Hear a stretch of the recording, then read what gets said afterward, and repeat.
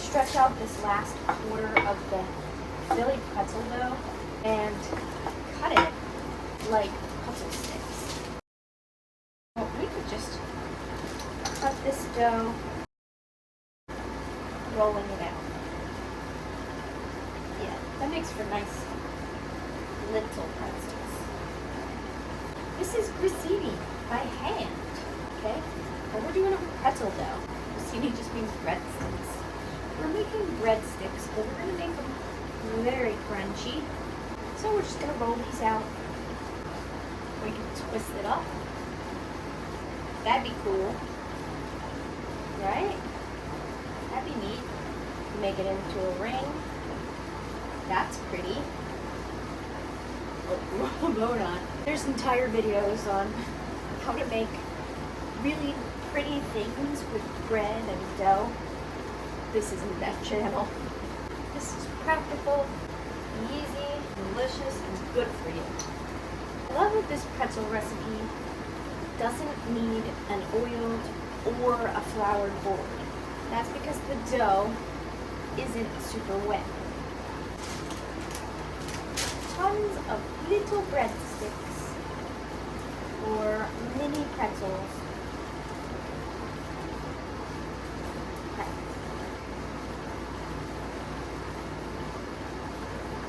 And I'm going to space them out. If you want them to be shiny and not rustic looking crusty bread, you're going to want to brush these with a strong baking soda solution or the lye solution if you have food grade lye and you know how to properly use it.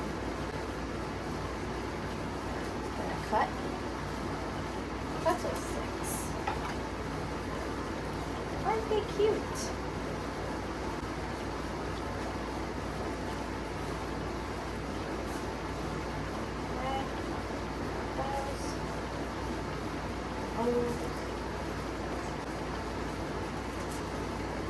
Look at that.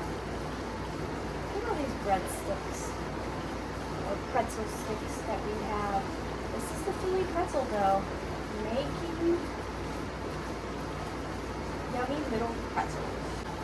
How cute. You don't want them touching because they will stick, especially if you're doing any kind of egg wash or baking soda spray. And these will bake directly on my baking stove. How wonderful. Alright, I've decided to put my solution into a spray bottle. And I'm going to spray my pretzel sticks with the solution. And then I'm going to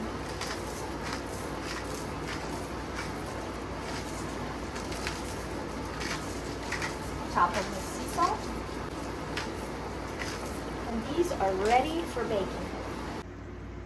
So my Philly pretzel dough made into little grissini pretzel sticks turned out beautiful, absolutely stunning.